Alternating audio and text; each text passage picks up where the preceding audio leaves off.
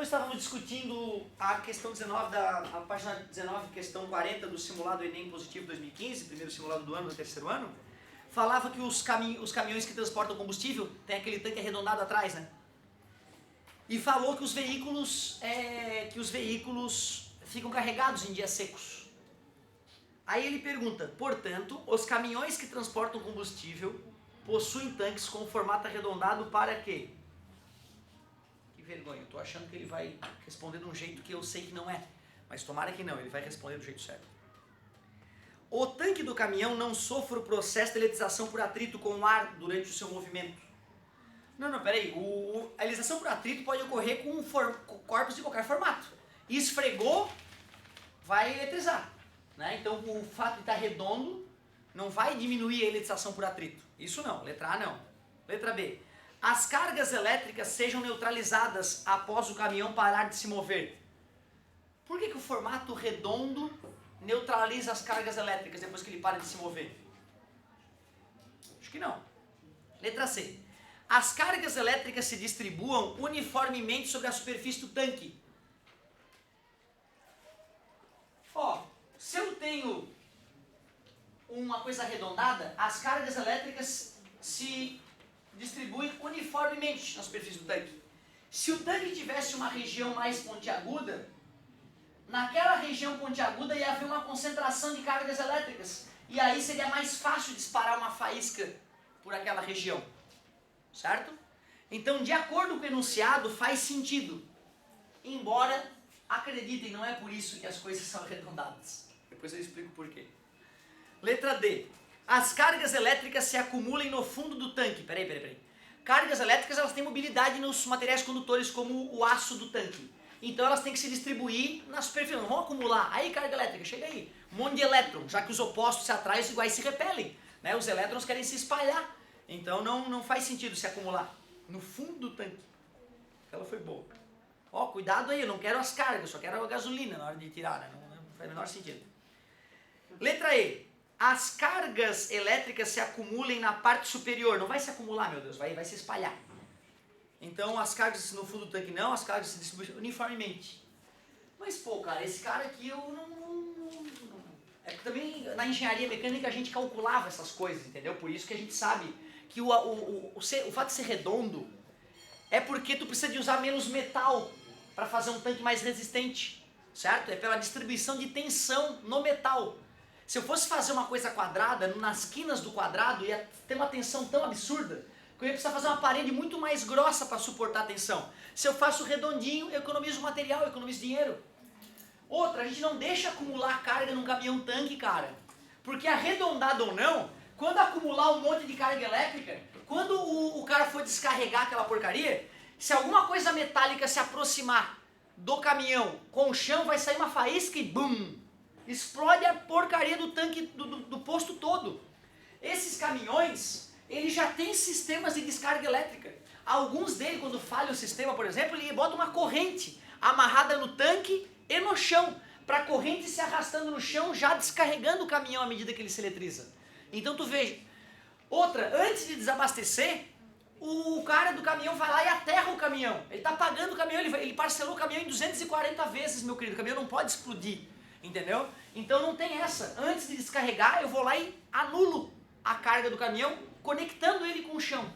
Então, infelizmente, essa questão, embora o aluno pudesse resolver conhecendo física, né, é um desserviço à introdução à engenharia, certo? O formato do corpo do caminhão não é arredondado para evitar faíscas e evitar explosões. Tem outras técnicas para isso. O formato arredondado é para reduzir a tensão no metal e economizar material para fazer o vaso de pressão. Show! 43.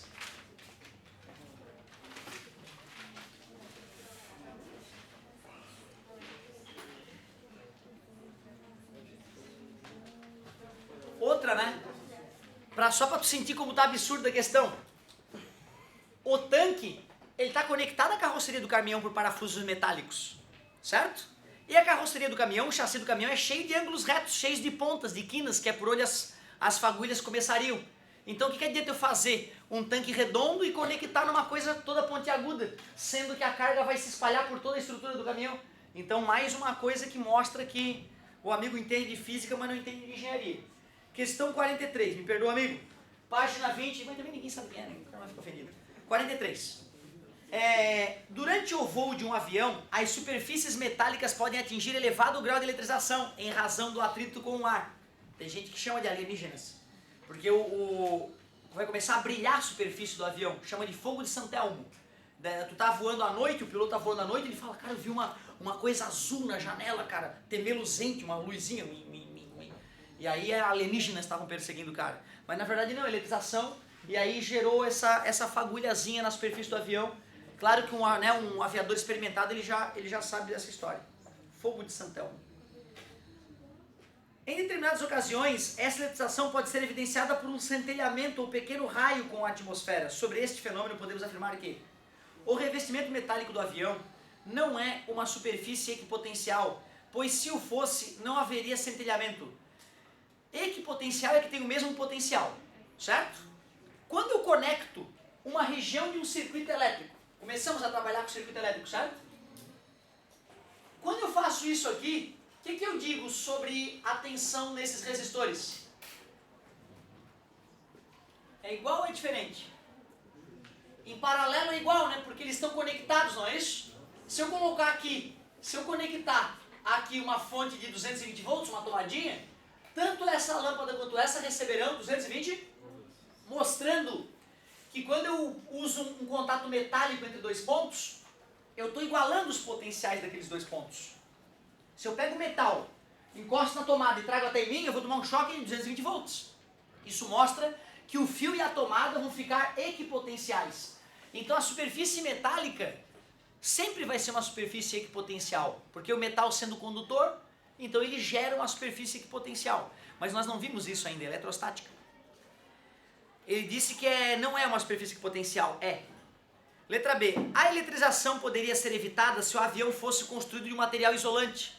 Sim, o pente é isolante, tu esfrega no cabelo e ele eletriza. Não precisa ser um pente metálico para eletrizar por atrito, né? Não adiantaria. Letra C. O centelhamento ocorre preferencialmente nas partes planas do avião, como na asa e no corpo. Não, é na região pontiaguda, onde ocorre a concentração de cargas elétricas, que nós chamaremos de poder das pontas, quando nós começarmos a estudar essa matéria. Então não, é na pontinha, nos cantinhos do avião. Por causa da distribuição das cargas elétricas no revestimento e na superfície externa do avião, o campo elétrico no interior é nulo. Cara, realmente nós estudaremos que quando uma superfície está carregada externamente, cada carga gera um vetor campo elétrico, mas como esses vetores campo elétrico apontam cada um para um sentido oposto, acaba se anulando. Então lá no interior as pessoas estão a salvo. Mesmo que raios comecem a cair no avião, as pessoas dentro do avião não vão sentir nada. Mesmo que a pessoa estivesse lambendo a fuselagem metálica do avião por dentro e o raio caísse a poucos centímetros da língua dela, nada aconteceria. As pessoas poderiam estar nuas e molhadas dentro do avião. O avião não precisaria ter estofamento. Elas poderiam estar molhadas com água salgada, nuas. Não, esquece essa imagem, esquece. Na tua idade tu não pode pensar nisso. Ó, quando o raio cair no avião... Que absurdo, né, cara? Edita. Eu esqueço que eu trabalho num colégio religioso. Quase bem. Ó. Que absurdo. Eu só tava querendo dizer que é seguro pra caramba, cara. Que as pessoas não ficarão eletrizadas. As pessoas não morrerão. Então o item D parece razoável. Acabou com a aula, né? Depois de uma merda dessa, cara, acabou a aula. Por humildade eu vou fazer a letra E. Dois pontos quaisquer no interior do avião estão a um potencial diferente, desde que não haja outras fontes de campo elétrico. Imagina, cara, tu tá lá, tu encosta num suporte do avião metálico e encosta no pé ao mesmo tempo, tá de sandália, né? Muito comum a gente ir para o aeroporto de sandália, e encosta o pé lá perto debaixo da cadeira. Se tu encosta numa parte do avião que está com potencial elétrico e encosta em outra parte do avião com outro potencial elétrico, né? Já era, então tu vai tomar choque, não faz sentido, né, cara? Tu fazer uma cadeira elétrica para 200 pessoas, né? Certo? Então não faz sentido também. continuamos com a letra D. Vocês não tinham bagagem para isso, pô. Nós vamos ver isso agora. A maioria de vocês nunca viu eletrostática. Então não fiquem magoados de não terem ficado confusos. Nós veremos essas matérias, certo? É muito evento, né, cara? Nunca vi muito evento, é muita coisa e aí deu uma atrasadinha na aula. Coisa clássica. Fala, meu querido.